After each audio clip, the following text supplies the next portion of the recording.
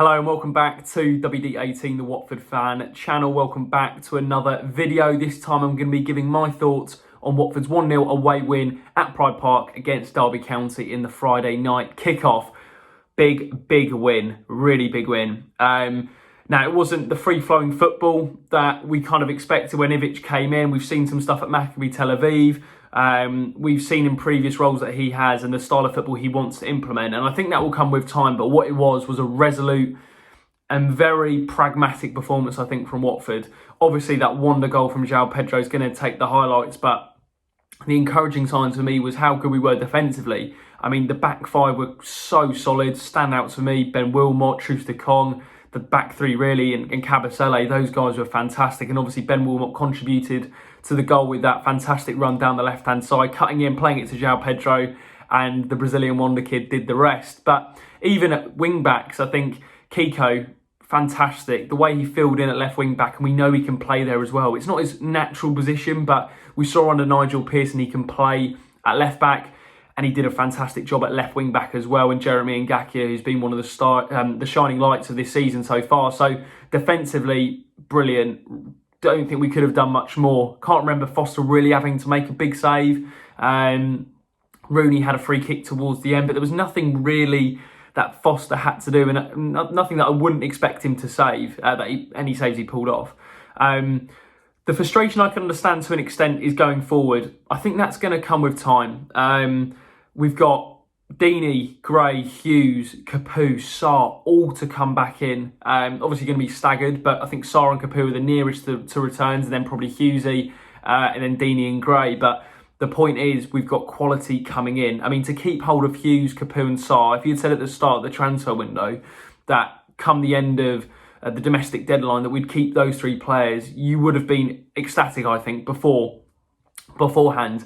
And yeah, I'm absolutely buzzing that we've managed to keep hold of them, and they're going to be in the fold in the coming weeks. And we've got a busy schedule coming up. But just going back to the Derby game, I thought, yeah, it wasn't a great watch, to be honest with you. First half particularly was a little bit boring.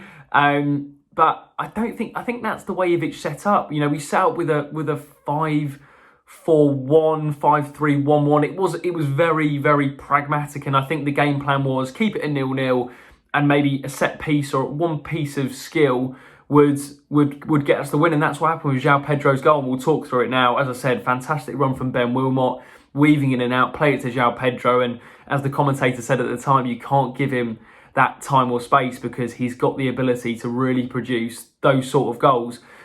Just beautiful. Every time you watch it back, it just gets better and better. The noise when it hits the back of the net. A fantastic goal from Joao. And what's really impressive from him is he's starting to step up.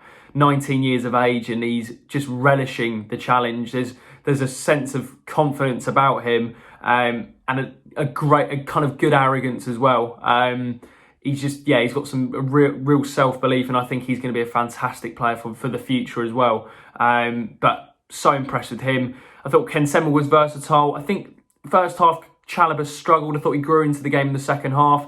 We were a little bit more dynamic in the midfield as the game went on. But I'd imagine when Capoue and Hughes come in, Capoue will swap for Chalobah, and Hughes will probably come in for Keena potentially, or Cleverly. Let me know your thoughts on that down in the comment section below. What would be your team when everyone's fit? Now, I think Capoue and Hughes have to come in. It's just who they come in for. I guess Hughes, you would probably come in for Cleverly, but then where do you leave Keena and Garner? So these are the dilemmas that Ivic will be wanting to have. We've got a lot of depth in certain areas at Watford, and I think particularly the midfield is looking really strong defensively, but the attacking output has to improve. Completely agree, but I think that will come with time.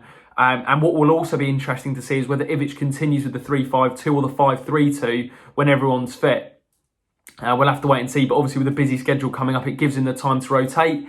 It gives him the time to try different ideas. But certainly yesterday, I thought Watford put in a well-drilled defensive performance, and that's the big thing I've taken from Ivic so far, is how well-drilled we are defensively.